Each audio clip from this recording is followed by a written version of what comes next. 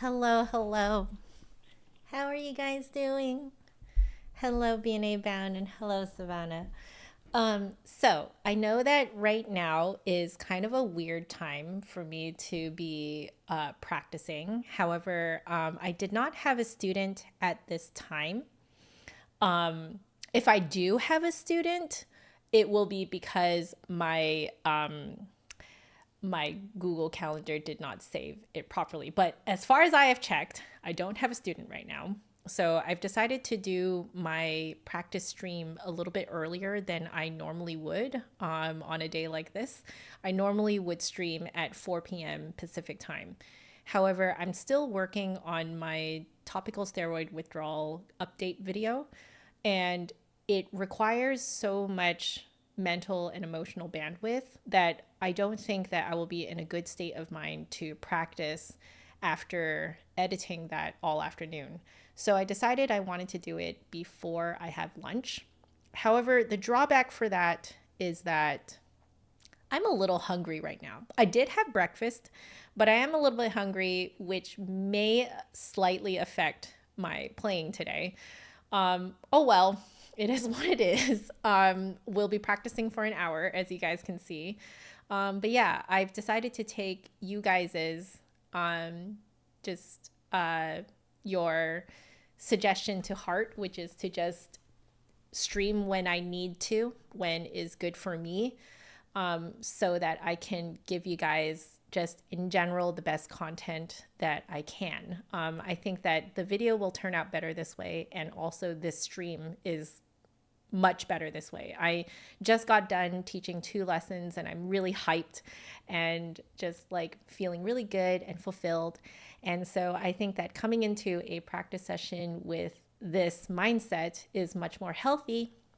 Also, I checked my audience stats, like my analytics, and it turns out that you guys are mostly here during the day anyway. So, like, I think it's because a bunch of you guys are in different time zones. And so, the time that you guys are here the most are apparently late morning to early afternoon in my time. So, I was like, sure, then I'm just going to stream now. So, here I am. But yes, so I already said hello to BNA Bound in Savannah. Hello, Miguel. Hello, Mr. Moss. You just ended your flute practicing today. I hope you had a wonderful time practicing. Hello, Sean. How are you doing? Canuck Fluter. Yeah, so I think my analytics are not lying to me. I think I am actually catching a bunch more of you guys in the late morning and early afternoon. So yes, Dallas Norte is on my list. Oh, I just noticed that I need to move my little highlight.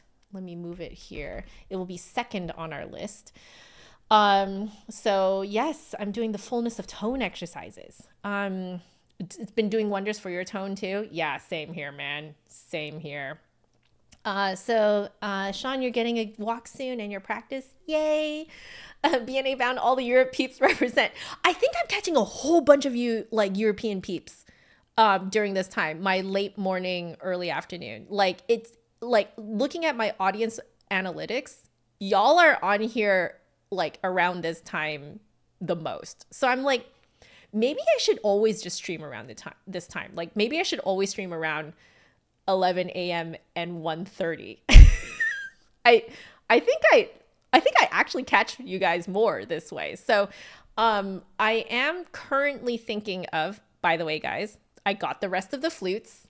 I know that you guys can't see much, but there's another box behind this one. And I got the rest of the flutes, so we will do part 3.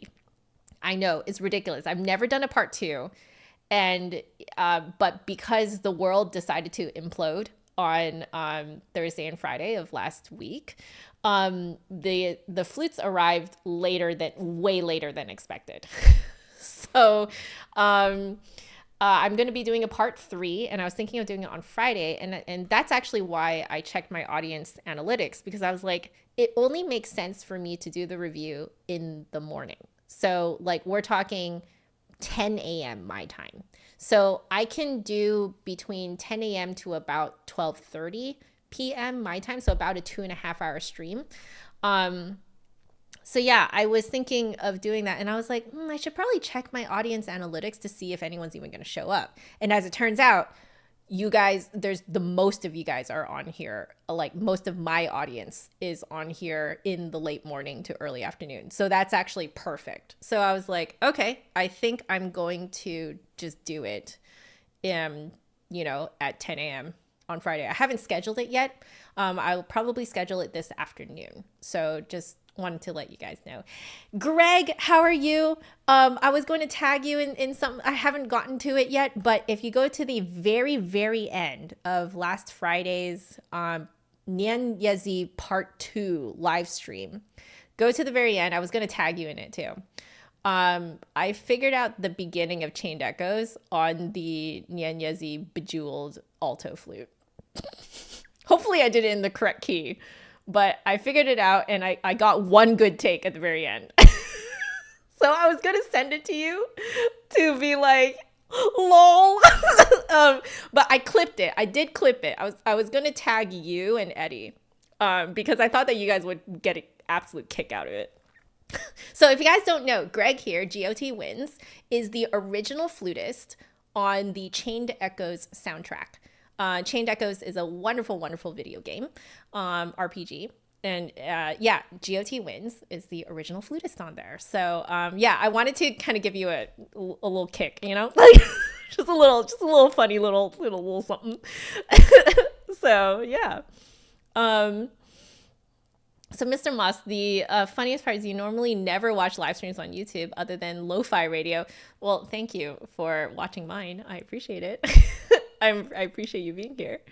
So Gary, hello Gary. You can't walk today. You have a beautiful lap inhabitant. Yes, no, sorry, can't walk.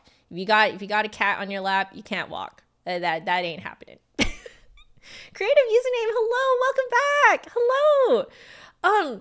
I really am catching way more of you guys during this time. I'm just gonna stream during this time. Yeah, okay. Wow, I'm catching a lot more of you guys. You had a long studio session. No, not sadly. You can always catch my stream afterwards. It's no big deal. It's okay. I hope your session went really well. That sounds so fun.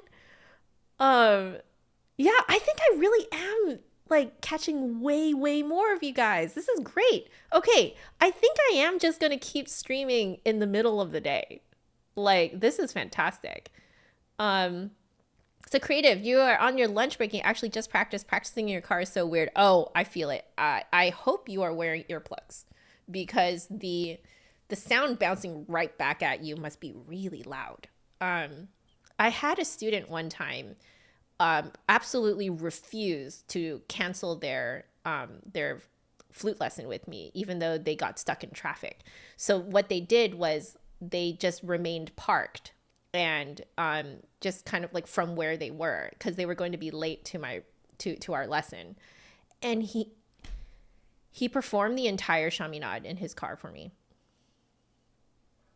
It was one of the most stunning performances that I have ever, and I'm calling it a performance because it truly was a performance. It wasn't us like, I didn't have much to tell him. It was truly a performance. Yeah.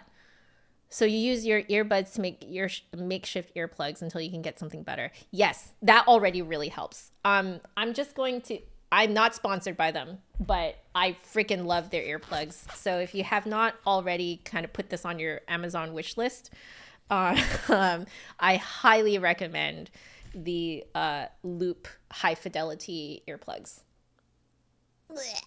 These guys. Highly recommend. They were recommended to me by a student who worked in a bar, and this allowed them to hear their patrons without getting their ears blasted by the live music. So it was, and they're high fidelity, which is perfect. So you can still hear your tone. I think that's the big thing. So Loop, I believe they're called Experience Plus. Kind of these names, man.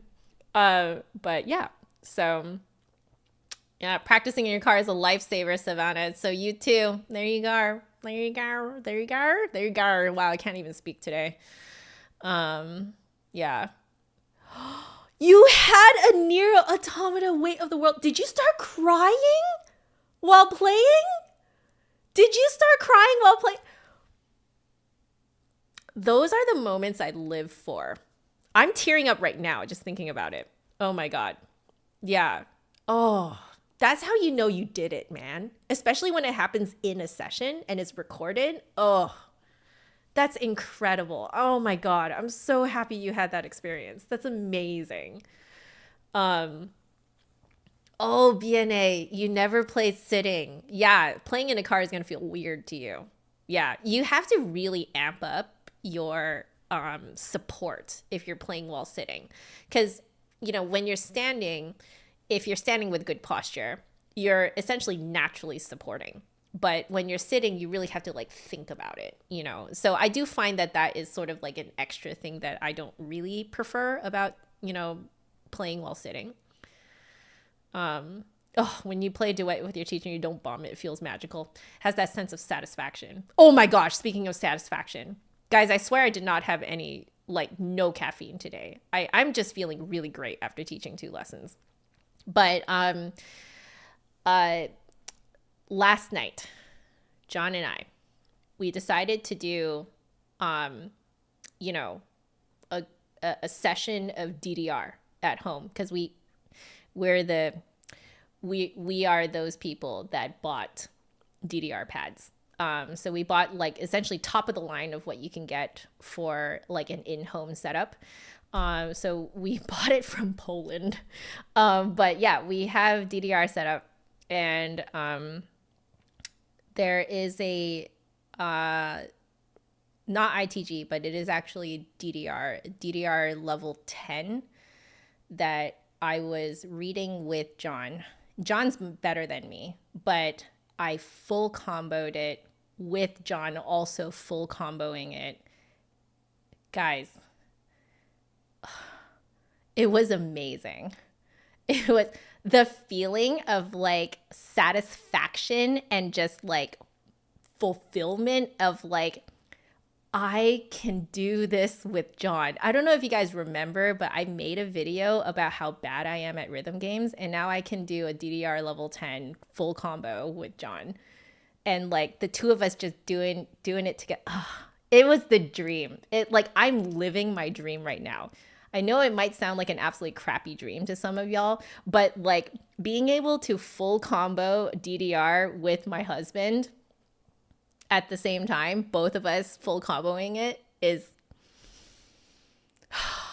felt so good. Next is I just have to be able to do it in public at an actual arcade. One day I would love to be able to just like own it, you know, at an arcade. But yeah. I was not actually good at DDR being a musician. Do you know why? Is because when it comes to rhythm games, the music is not static. The music is moving. So the music is moving. You're also using different parts of your body to coordinate, you know, hand-eye coordination type stuff. With DDR is hand-foot coordination. So you're moving very different parts of your body that normally never move when you are just reading music. And also the music itself is moving. Whereas when you're looking at sheet music, the music doesn't move, you know, like you're the one moving your eyes. So that like change was very difficult for me to learn, like very, very difficult for me to learn. So I have known John for a little bit more than 10 years now. So around this time, I want to say, was when John first took me to our first arcade date. And I absolutely failed the first rhythm game. And he was so stunned because he was like, I am dating, my girlfriend is a fresh Masters of Music graduate. Like, what happened? I thought she has a Masters in Music. And yeah, no, it was so overwhelming. Like, it was just because like all the notes are moving, and I was just like, Like, I'm coordinating parts of my body to move to the music that normally never move. My arms don't move when I play the flute, okay? And especially if it's DDR, my feet ain't moving like that to the beat. So, hi, Chris. Chris, I last night, me and John full comboed a DDR level 10 together at the same time. It was amazing. It was like, it was that dream couple moment, like, oh, what is DDR? Dance Dance Revolution. It's for Germans, it's old Germany. No. Dance Dance Revolution. It's a dancing rhythm game. Yeah. Thank you. I'm very glad that your pride for me is very whelming. Thank you, Chris. For those of you guys who don't know, Ice EVV is a friend in real life, Chris. So, hey, trumpet guy. Hello. Hey, Brenda. No, you're not that late. Like, I should start practicing soon, but I've just been chatting with you guys. Let's see. So, Greg, you had to record for an animation. It was this gut-wrenching death scene that you had to record to. You were watching it while recording it? Oh, God. I mean, that's an amazing, like, artistic experience, though, Oy. Yeah. Oh my gosh, Gary, when you practice the cat kneading your stomach, you get extra support. That's beautiful. Okay, so why do your low notes sound lifeless? I'm going to make a wild guess here. I'm just going to make an absolute freaking wild guess.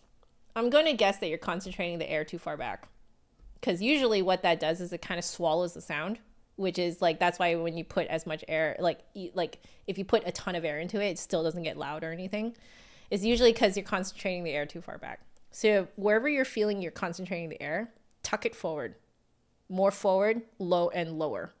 Generally speaking, most flutes like it that way, but you have to kind of experiment with your flute. So if you're hearing that kind of like swallowed sound, then it's too far back. Took you so long to get strong low notes. Me too, man. Me too. But as soon as I understood that where you concentrate the air in your mouth makes a huge difference, that's a huge thing.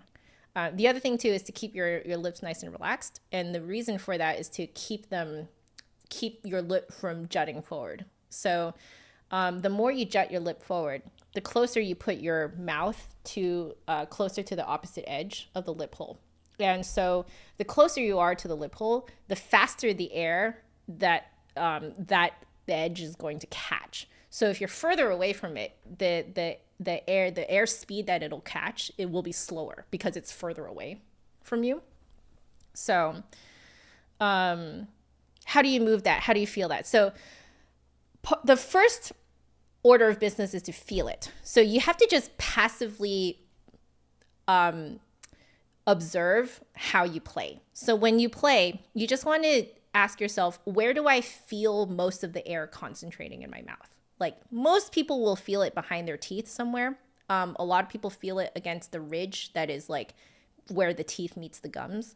So like a lot of people will feel the air kind of mostly concentrated there.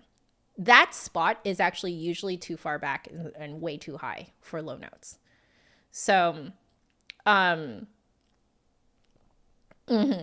yeah. So there you go. As Greg said, that is why this is such a challenge. So like you want to first just give yourself a few weeks where you're just passively observing where you can feel the air concentrated in the mouth. Then what you can do, you can actually willfully move it. You can kind of like, you almost use different vowel sounds. So if you go like ew, then you will tend to concentrate the air further forward.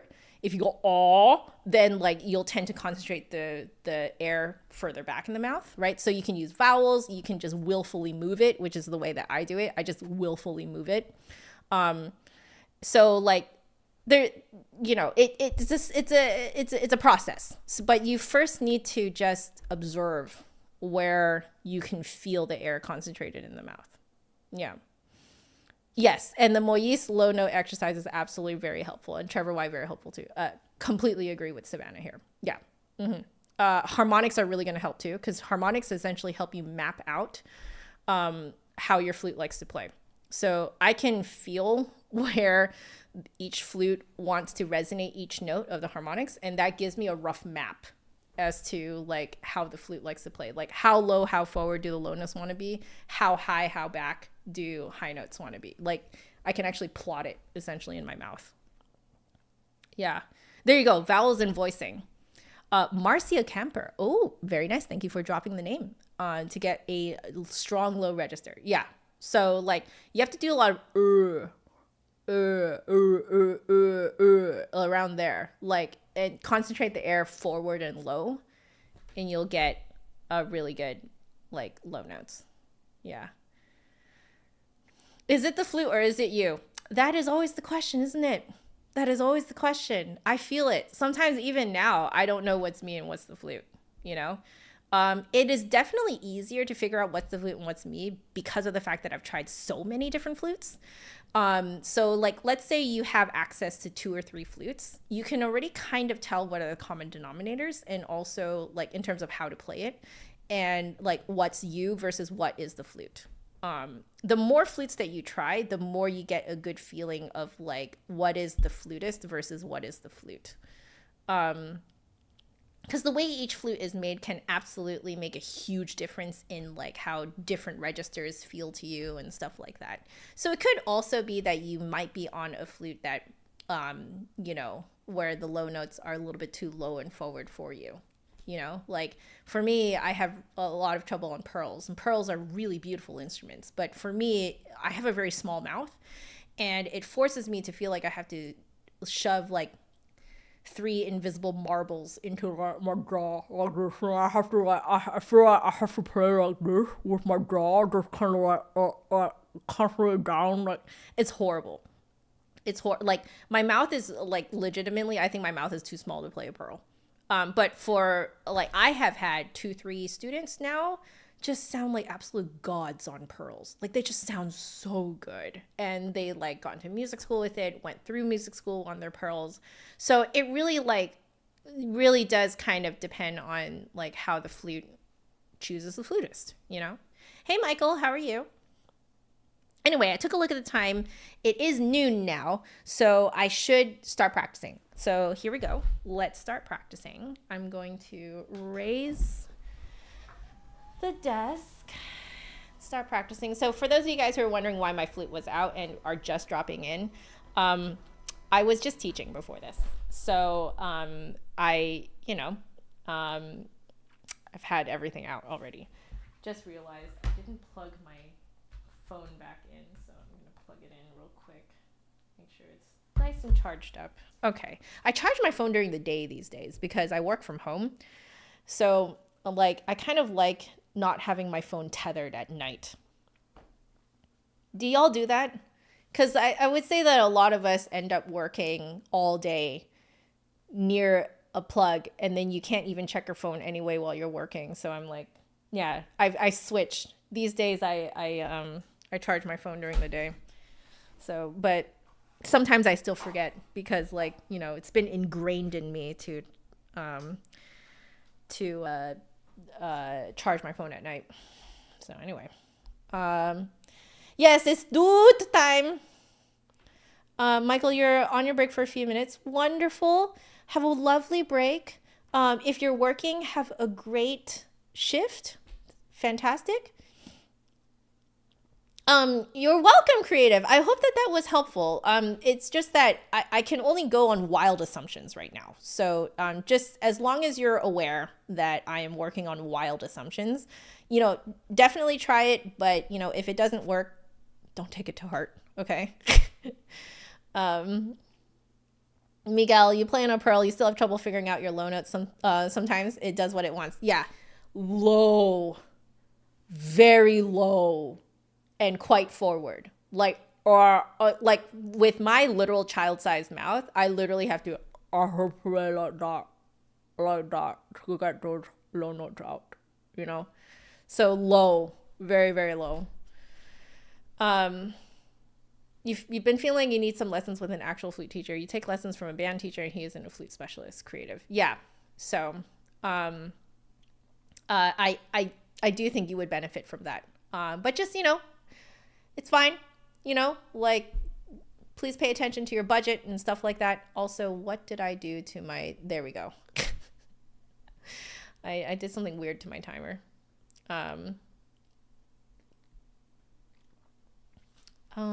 Stars and stripes on the alto. If I remember to do that on Friday, I might. Yeah. Okay, let's get started practicing, shall we? So we are going to first do some harmonics for a couple of minutes, and just kind of see how we're playing today. I'll be doing a little bit of kind of like analysis on how I'm playing today.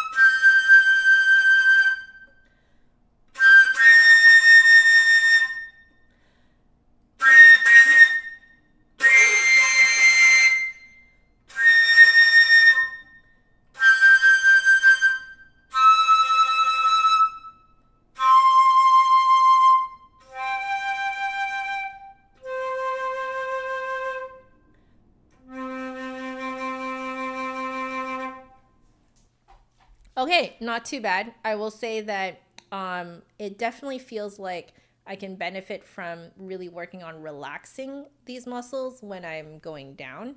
Jutting my lip forward is no problem today. And the high notes, the absolute highest notes, not too bad. I did not have any tea or coffee this morning because I knew that I was going to be practicing. I almost made myself like a caffeinated tea, and I was like, no, don't, because I'm going to mess up my practicing later if I do. I'm going to have my tea after this when I know that I'm not going to be playing for the rest of the day. So for those of you guys who are wondering why, two things. One is that caffeine kind of gets my muscles kind of jittery. And two, if I have inflammatory foods and drinks, it tends to inflame my mouth and very slightly swell up my mouth. And so it makes kind of like getting the full range of notes a little bit challenging. Not impossible, but challenging. And I didn't feel like having a challenging session today. So did not have any caffeine, did not have tea. I just had like 2 pieces of banana bread. That's it for breakfast. That's it. And water. Plenty of water. So, okay. Also, I did not actually start the timer. Let me start the timer. Yeah, so I think what I want to do is just really think about relaxing my lip here when I'm playing, especially low notes. I think that's what I will focus on today. So let's move on to the Moyse. We're doing the fullness of tone exercises. They will sound like to you guys dynamic exercises, but it really works on the shape of the airstream in the mouth, like really subtly controlling it. Did I get my next batch of flutes? I did, Michael. They are behind the chair here. So I will be working on them on Friday. Yeah. So Miguel, you did notice that the pearls are very low and forward for those low notes. Yeah. I found it also made it harder to play shorter and faster in the low register as well, simply because it just did not match my mouth very well. I have definitely heard other players play low and fast totally fine on a pearl because it just matched their mouth. So it could be, Miguel, that you may want to look in the future for like a slightly different head joint that will match your mouth even better, and that will allow you to sort of let go a little bit as you play low and fast. Gary, when you got older, you lost the jitters. Oh, you lost the jitters. You mean from caffeine? Because I regained the jitters. I used to not have it because I used to be a coffee addict. Yeah. What do I think of Azumi? Azumi is fantastic. They're great. They tend to play very rich and very loud. And yeah, they're fantastic.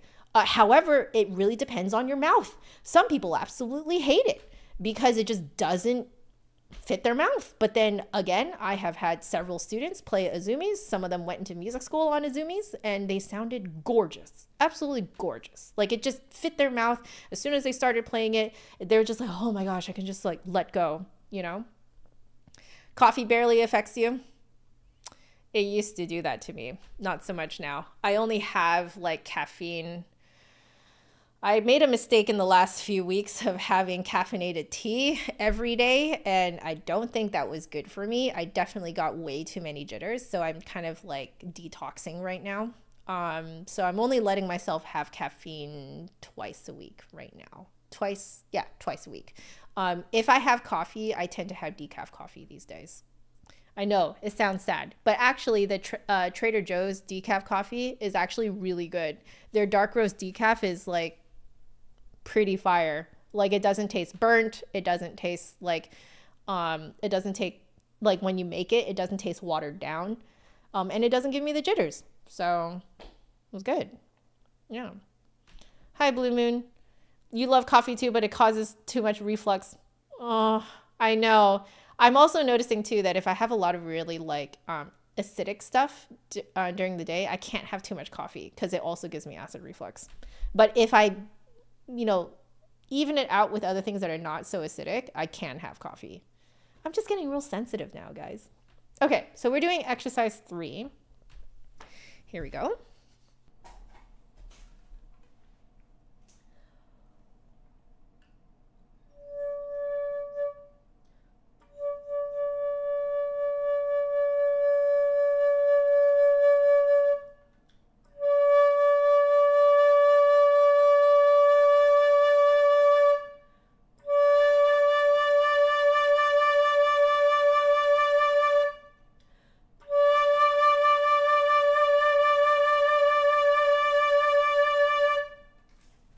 Okay, got a little sharp, so I think I need to angle it down a little bit to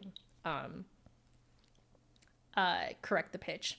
So Creative, I was reading your message here that you tried a Trevor James Virtuoso, kind of had the same problems as your flute, which is also Trevor James, so you think it's you. I think the opposite from you. Because if you're having the same issues on the same brand, you might want to try a different brand. Yeah? Does that make sense? Brenda, you got an Azumi too and you love it. Yay! I'm glad.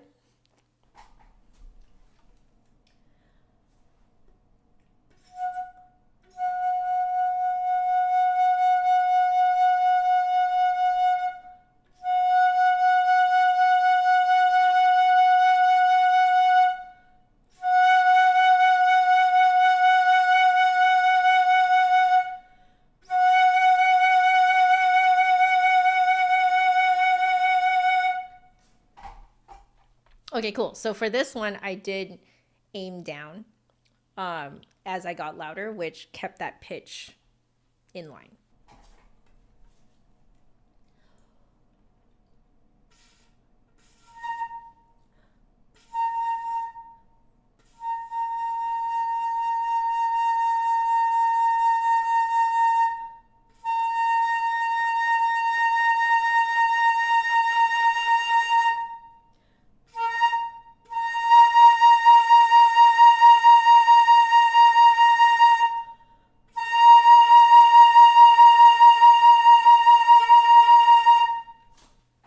Okay, so I'm definitely having a few problems getting my pianissimo started. I think I might need to jut out my lip further so that it's closer to the opposite edge of the lip hole, because I think it's too slow for right now for my flute to catch it. Also, Miguel, I saw that your flute is a 40th anniversary Pearl 665. Oh, that's so nice. If I may make the random unsolicited suggestion to keep it as a wonderful backup for whenever you get something in the future that's a better fit, because that is amazing. Oh, that's great. Okay, so I'm gonna try that one again.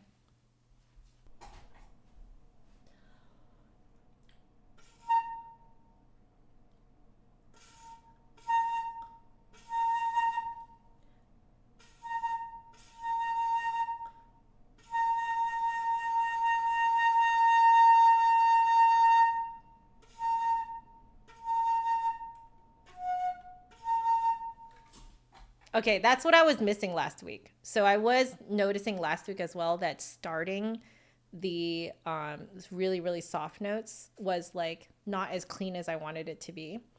I think I need to jut my lower lip out quite far because with it being so soft, I think my airstream is a little bit on the slow side. So I need to like shove my lips closer to the opposite edge of the lip hole so that the opposite edge catches a higher airspeed coming out of me. Okay.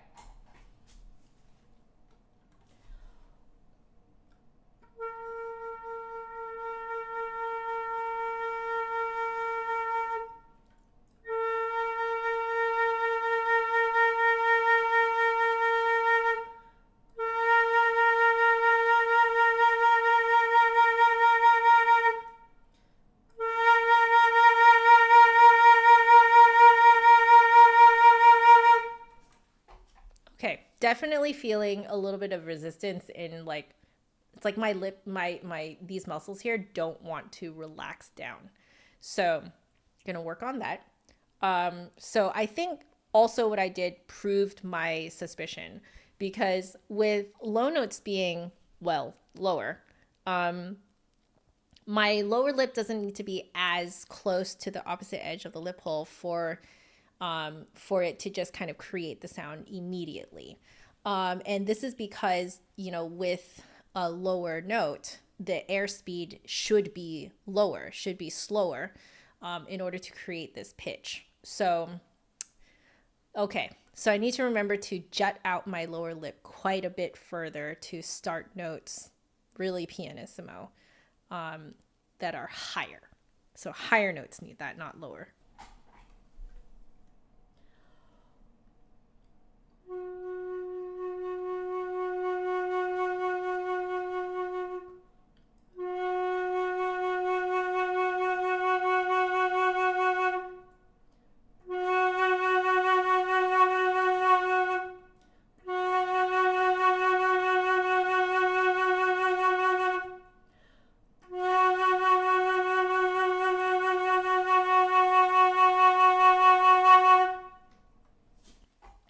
I nearly pushed too hard towards the end there.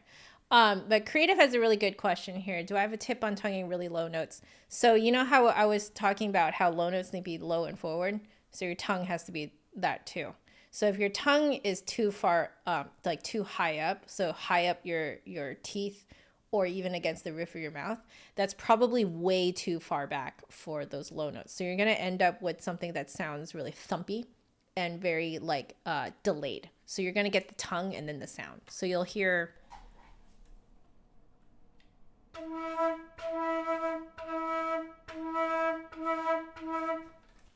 do you hear the thump and then the sound coming out? Right? So you have to move your tongue down, forward and down. So a lot of times for most flutes, tonguing low notes more so feels like you're tonguing between the teeth. So if we do that,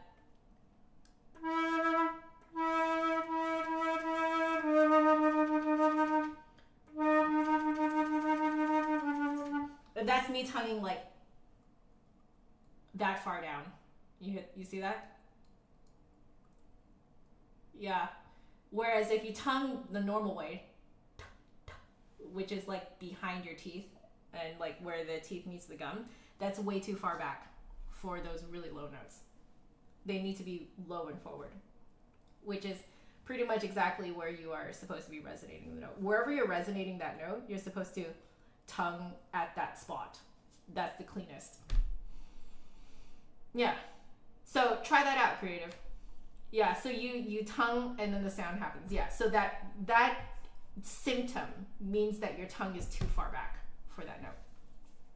Yeah? So you'll hear me talk about this a lot when I'm analyzing my own sound here too.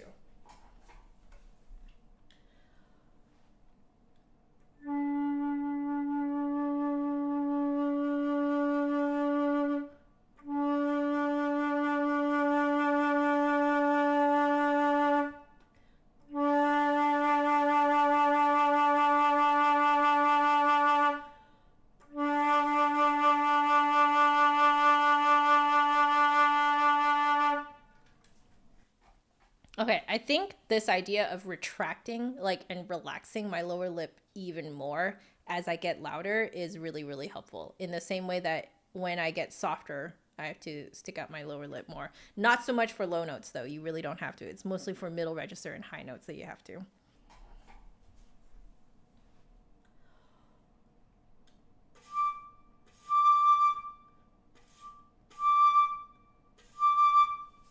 So I'm trying to figure out how far up or how far out I need to stick my lower lip.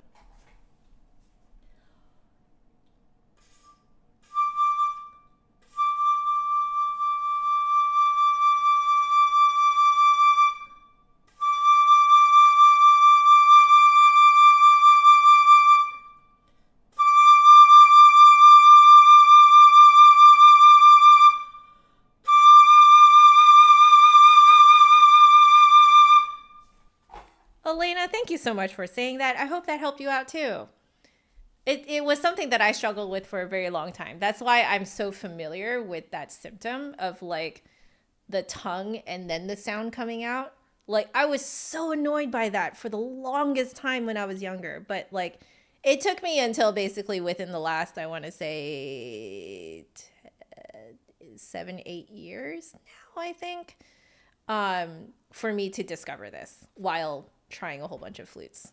So this is why I was saying earlier that if you have the luxury of spending quite a bit of time on 2 or 3 different brands of flutes, it really gives you a much better idea of what are the common denominators of how a flute works versus what is unique to the flute and what is unique to you. So making the distinction between those 3 things is extremely powerful. It really informs you as to like what these symptoms mean in terms of like what it sounds like and like what you can do with them. You know, it's very powerful, very, very powerful. So highly recommend. Okay.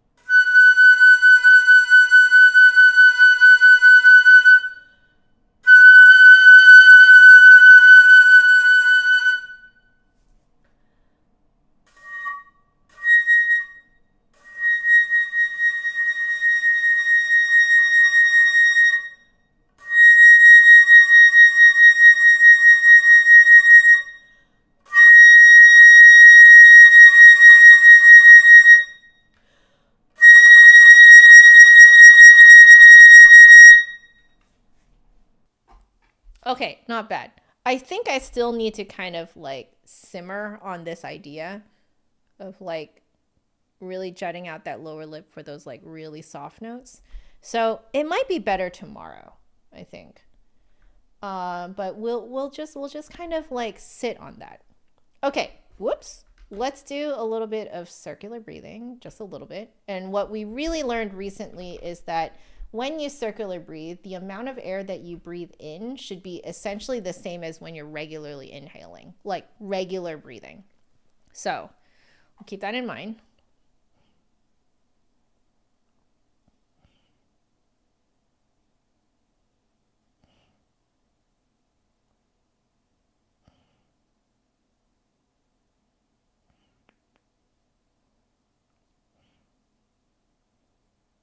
Yeah, so what I'm really finding that it helps with is that You can then take a small inhale and continue pushing just from your mouth. And then like you have the time and the space to connect it with the new breath.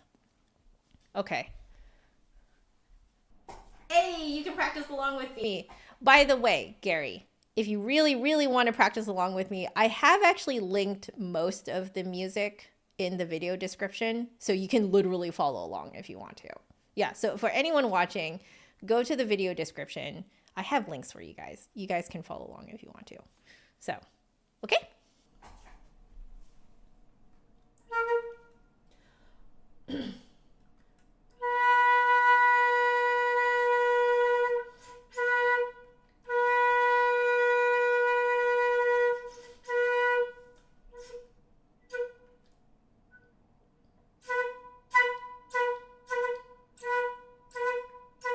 Okay.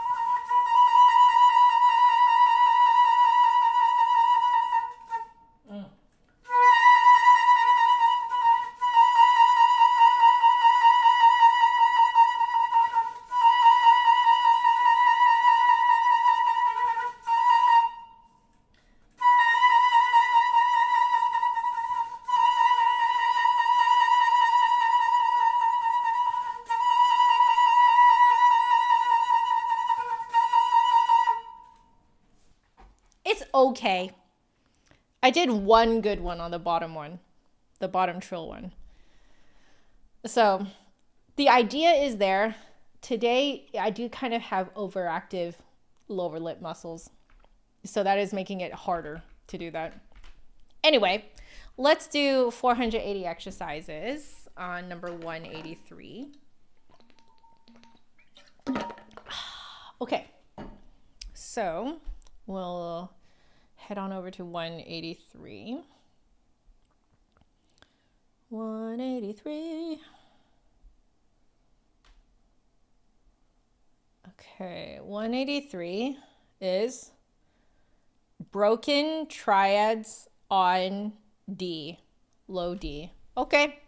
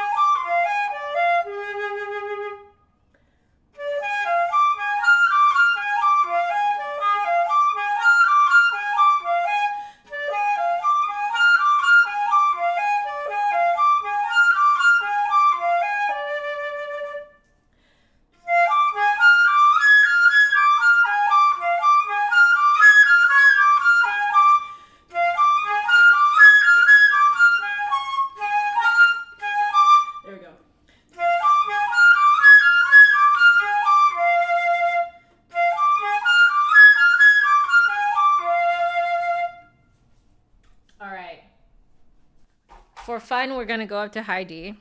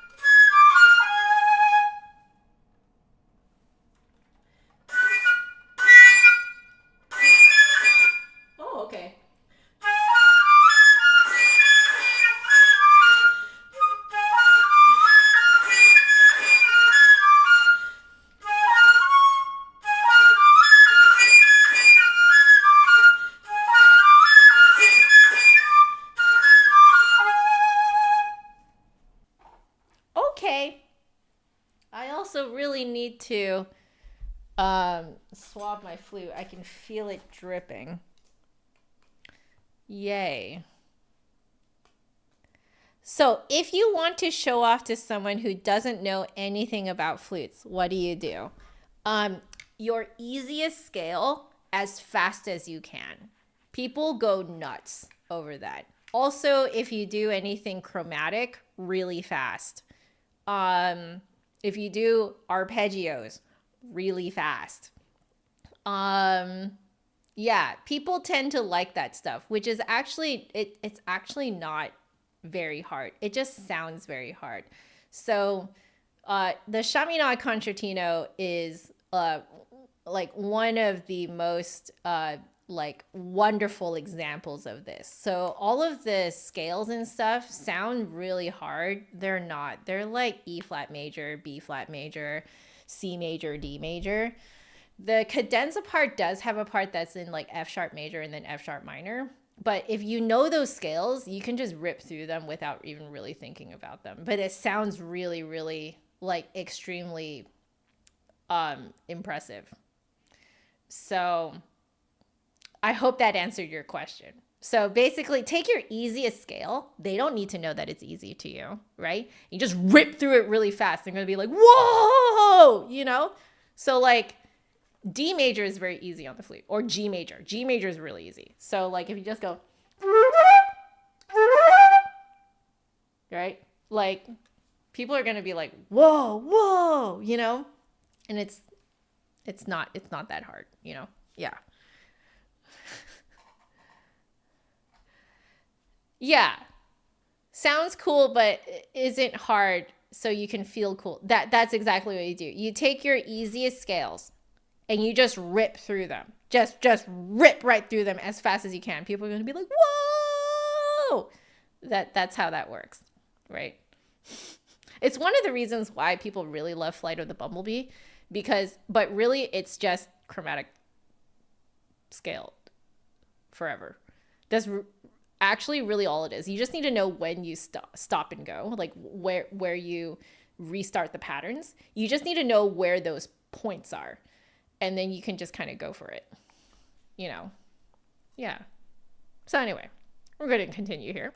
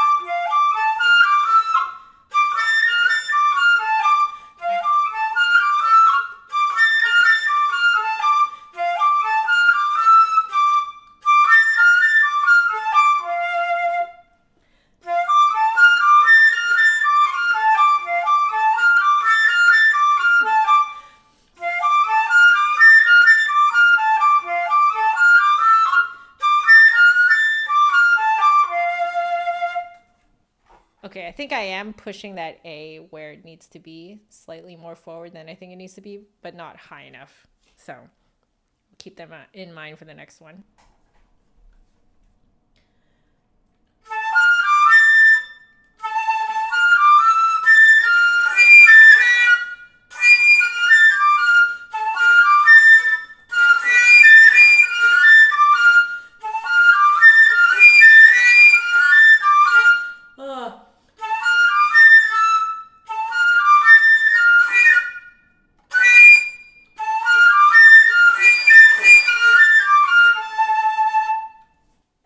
Okay, we're gonna count that as okay.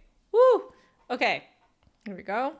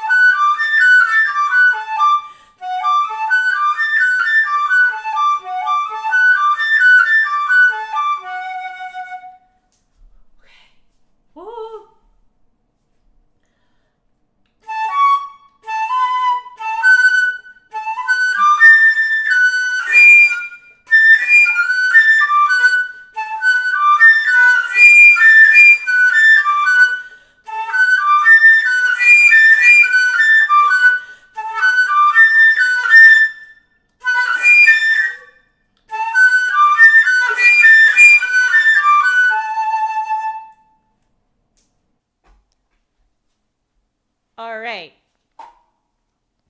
If you look up a DDR pad on Google, you will see it. It's those foot pads that have the arrows on them.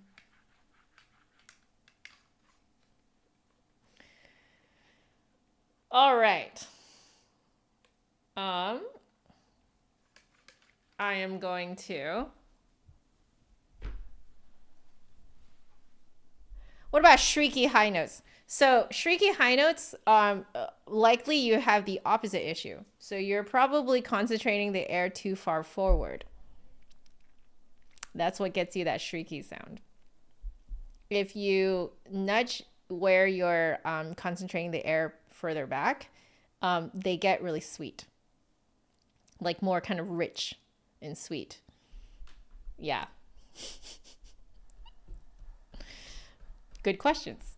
But it's essentially the same concept, but the other side of the same coin. Okay. I'm going to highlight what I'm going to do next, which is 316. Okay, excellent. So we'll do that. And we added a new thing to do today, which are what are called turnarounds. So turnarounds are, they're exercises that were shared with me by one of my chat moderators and also the creator of this CAM.VOYAGE flute swab. So he sent these over to me to see what I thought of them, because these are probably going to really help with some of the technical stuff that I need to do in the Ibert. So let's just start from the top. And we'll go at a nice kind of slower speed. So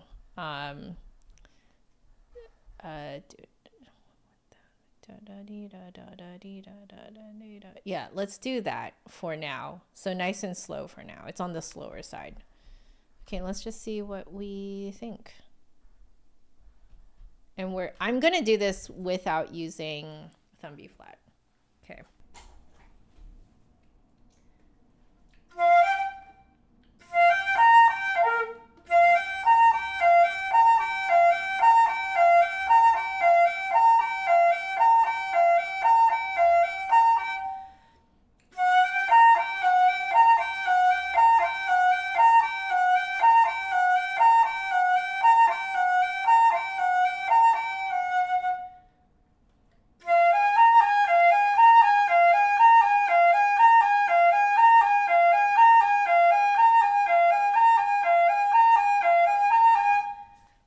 Okay, these are terrible. As in, they are absolutely like, they make you time your fingers perfectly in order for it to sound the way that it sounds. So that's pretty cool. I like this.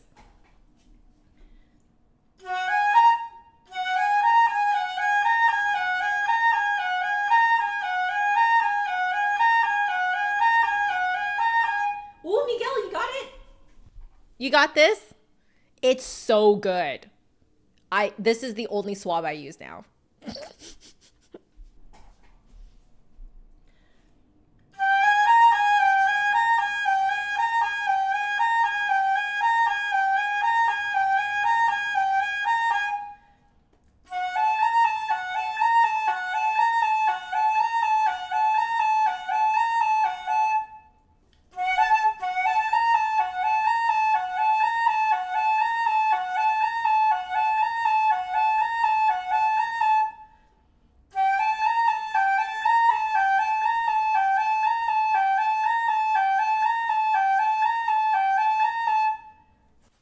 Okay, you kind of have to do these with long B flat, otherwise you defeat the purpose of these exercises.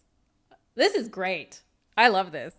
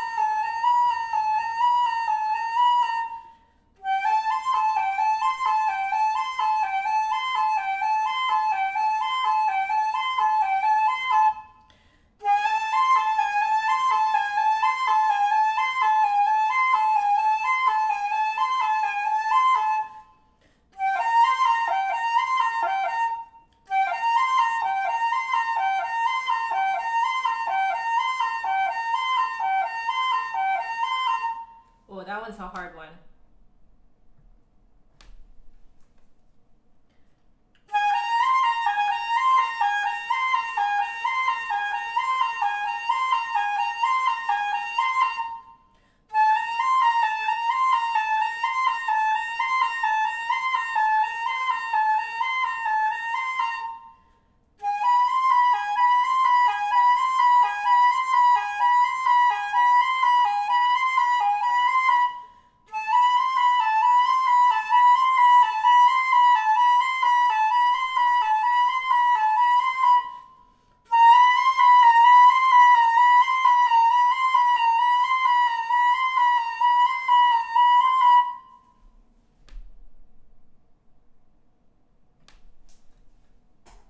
Hello, John. Hello, hello. As Miguel said, in the bottom, like in the video description under this stream, I did link the link to the website where you can get this. It's really good. Okay. I'm having fun, so I'm gonna keep going.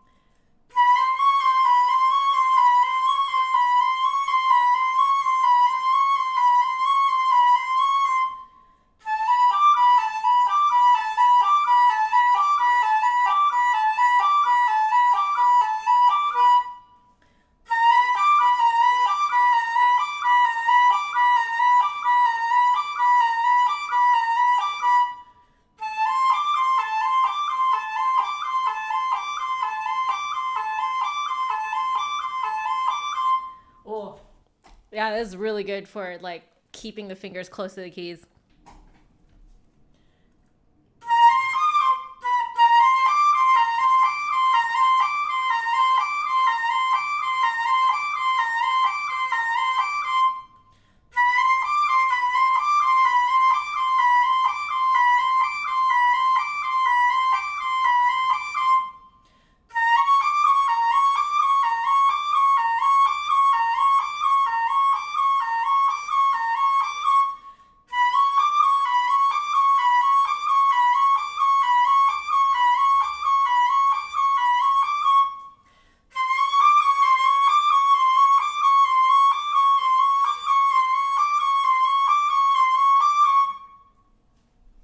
That was so fun. Okay, so I am noticing in particular for me, it's this finger. My left index really wants to fly, but if I like kind of retime it so that it doesn't have to go that far, I think we're good. So there's a few tempo markings that are handwritten at the end here. Ashmit, thank you for that $1. Thank you. How are you doing? How is life? What's going on? That was super fun. I don't know if I'm going to do all of them in a row again. The next time I do them, I might do half or something. It's just, this is my first time doing it. So I kind of wanted to just sort of see how the whole thing goes. So yeah, we might take a slightly higher speed next time just to kind of like keep training those fingers. I love it. This is great. Okay. So I can't remember which movement we're doing today. So I'm going to check my own stream right now. Are these in the Moyse books? No. The turnarounds, fortunately or unfortunately, depends on how you see it, this was sent to me by the maker of this, one of my chat moderators. This was apparently some really good exercises that really helped with that kind of like finger dexterity and keeping the fingers really close to the keys. So yeah, I really like them. They're fantastic. Okay, so let's see what we are doing today. What did I put on here? So first movement today. Okay, sounds good. Let's do that then. First movement it is. Did I just swap out? Did I? There's still quite a bit of mess in there. So yeah. I don't want to be the distributor for the turnarounds that I just did for you guys. This was just, it was sent to me by just another flute guy, Nicholas. And so I don't want to distribute it because I'm not actually sure where it's from. So they do sound like the ones in Trevor Y, but they're slightly different. These are slightly different. Yeah. Okay, I'm just going to kind of like try and see how much of the first movement I even remember, and we'll just take it from there. Okay.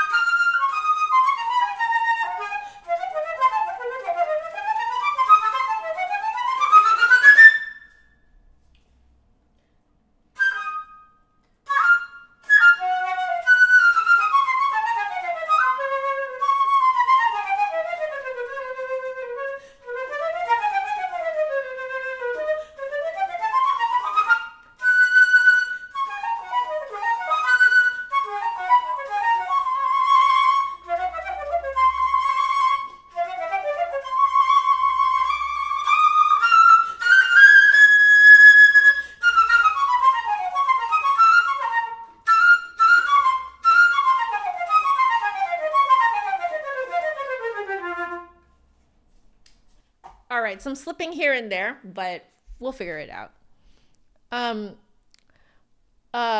Koan, I hope I'm saying your name correctly.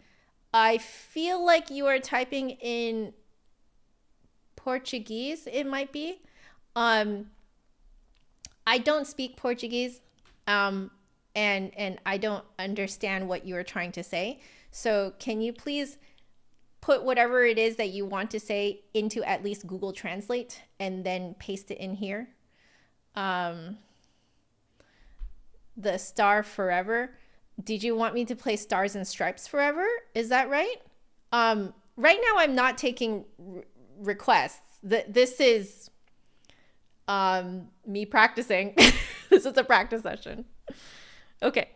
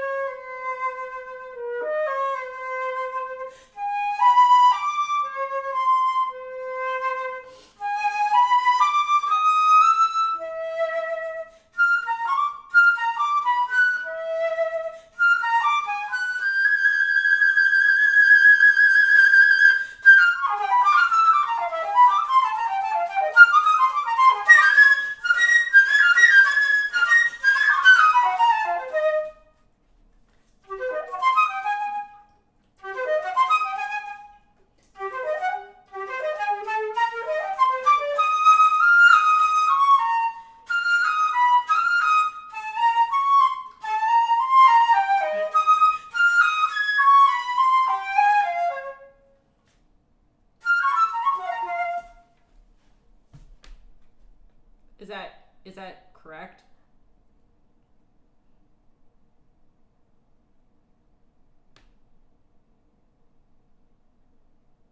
Oh, I skipped the whole section. Got it. Okay.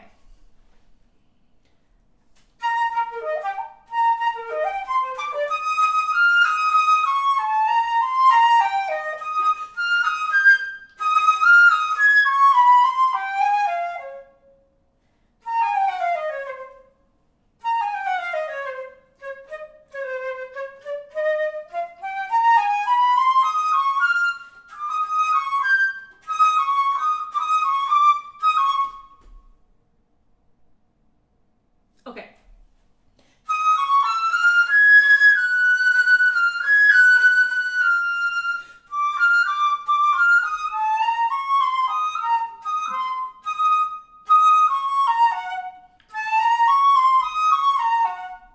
Okay.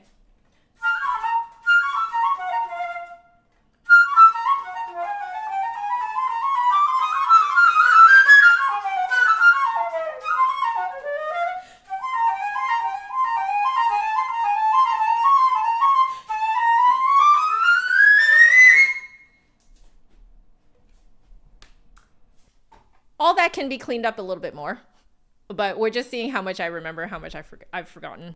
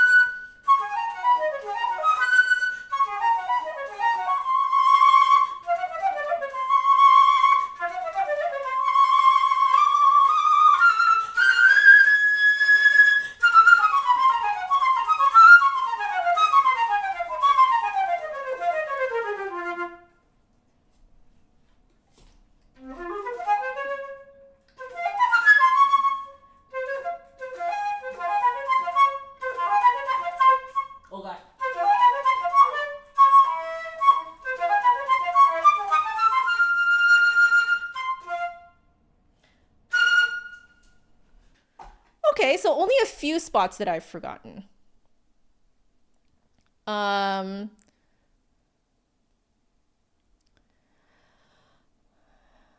All right.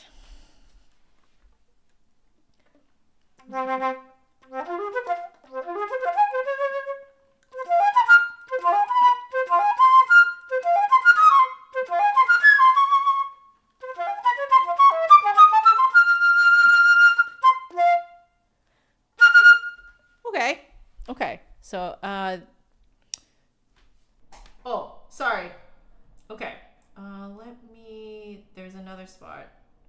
I know for a fact we have forgotten.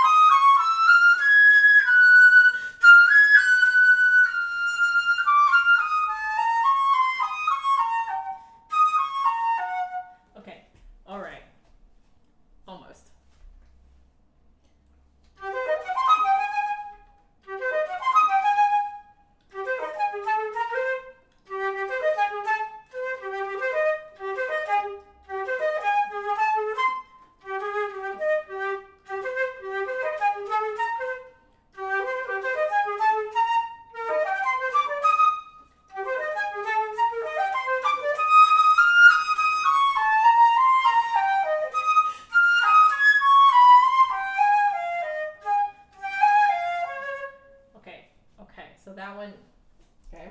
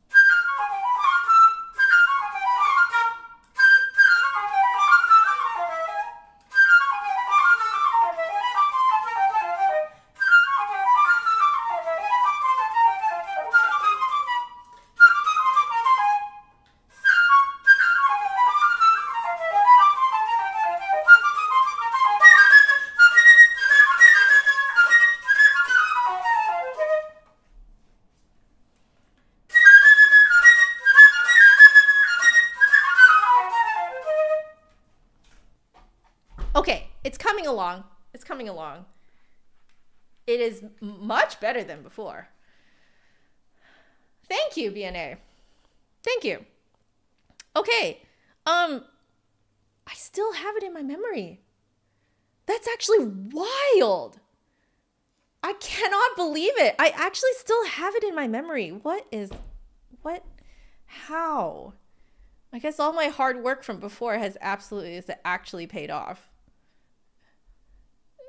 Yeah, I don't know how it stayed in my head because I haven't been like really coming back to this very much. And I've really just been reading the music too.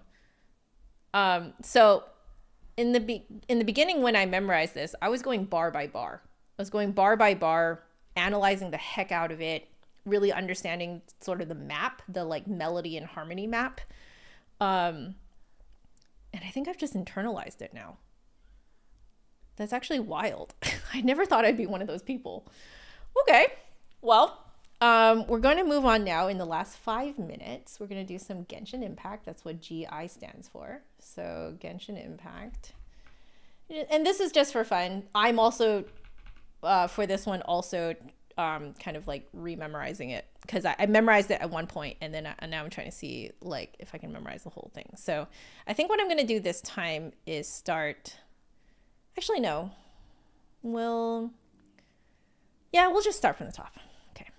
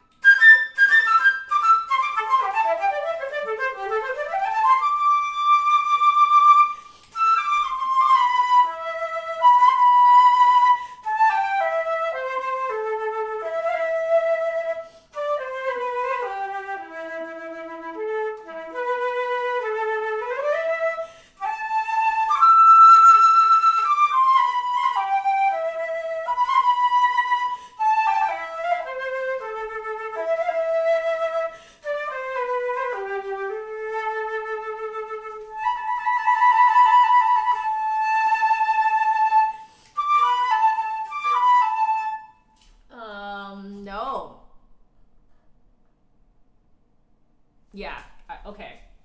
I was right about my mistake.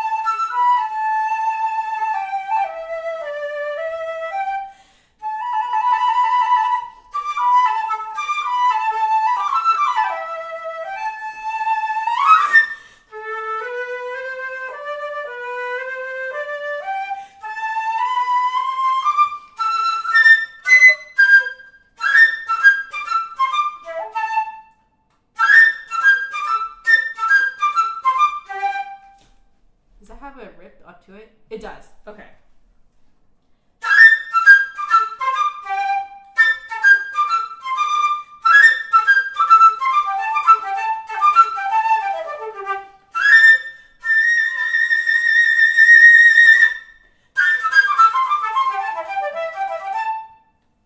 I never know how far down.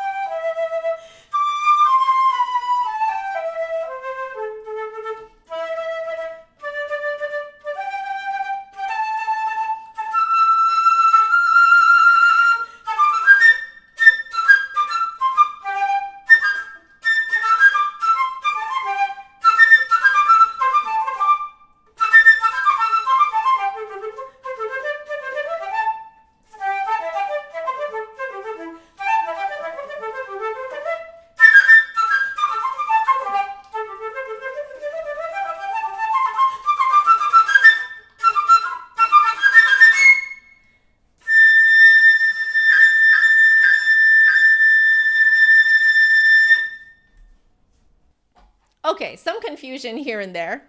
I was like, wait, which part? This part goes how low? Okay.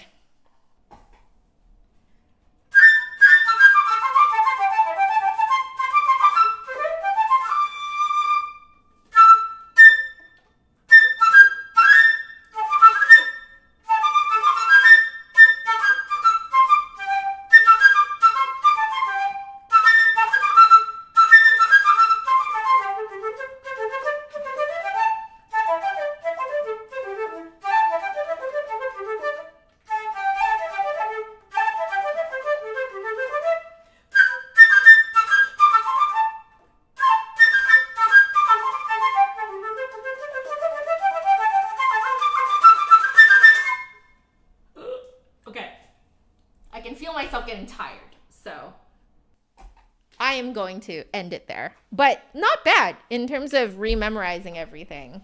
I'm pretty happy with my progress. Actually, I'm very happy with my progress. Okay, so I am just going to let me I have too many things here, guys. Okay, so I'm just gonna jack up the volume so I don't have to shout, but you guys can still hear me. So you guys are probably gonna hear a lot more room sound now. But this way I don't have to like hover over my microphone while I clean up. So there we go. Now we're cleaning up here. Okay, in terms of how that went, I'm extremely happy. You know, we still got a ways to go with various things, but like most of the memory for the Ibert movement 1 was intact. So only a few spots that I had to kind of patch up again, but nothing major. Normally what I tell my students is that like if you get your piece to performance capacity, if you haven't touched it in a while, you lose about 20% of it. I don't actually think I even lost 20% of it though. Like I feel like I only lost about 5%, something like that, which I'm like very impressed by. Like, oh, the power of like memorizing and constantly coming back to it is very powerful. So, Michael, I already answered you. Yes, I did get my next batch of instruments. So, right, so we are just, I keep forgetting to do this under the whatchamacallit, the camera here. So, but here you go. I'd like to stash a corner of the cloth inwards and then, you know, kind of jam the cleaning rod underneath. And the reason why I turn it around is to, well, you can see it's bone dry in there. It's so good. The reason why I like to turn it around quite a bit is to just make sure, because when you shove this up to the corner, it's not going to reach every single corner magically. So you have to like turn it around quite a few times just to make sure that every little corner of that top bit is reached. So yay. Yeah, so Michael, if I may make a suggestion, that when you ask a question, and you're not here to hear the answer, if you can please make that clear that you left and that you didn't hear the answer. That needs to be communicated to me. Otherwise, it sounds to me like you just were not listening when I was trying to answer. So it doesn't come across really well. And this is also the case for, in real life too. So like if you are, talking with other people, you ask a question, but you leave the room because you need to do something. When you come back, you need to say, hey, I left the room before I heard your answer. Can you tell me what your answer was? Don't just come in and like you know, ask the question again, that person might not know you left the room. So like, got to make sure that you're communicating that. Okay, Michael? And you know, it's going to make your social interactions much better if you communicate that type of thing.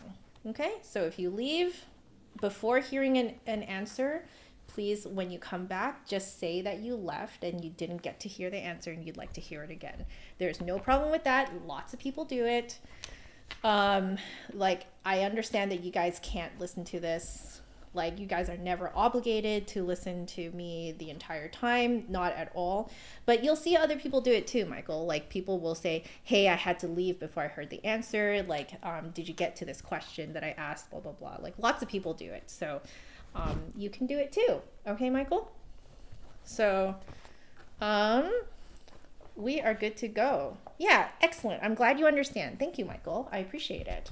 So we're going to put this here in preparation for my goodbye screen. I'm going to put this here. Oh, feels so good. I'm going to get a nice lunch.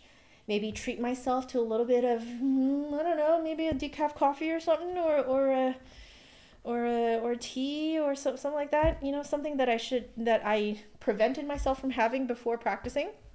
So I'm going to do that, and then spend the rest of the afternoon just editing. I think there's some emails I have to send out as well. But yeah, for the most part, I think we're good to go. So, well, guys, as usual, please take care of yourselves. Actually, you know, we're going to do this and bring the volume back to here. Okay, so just want to say, thank you, Misty. I hope you have a lovely day as well. So for, as usual, guys, all right, take care of yourselves to the best of your ability. I know that life doesn't always, you know, life doesn't always let us have the kind of like the optimal amount of rest and self-care and stuff, but you can make time for yourselves, at least some time.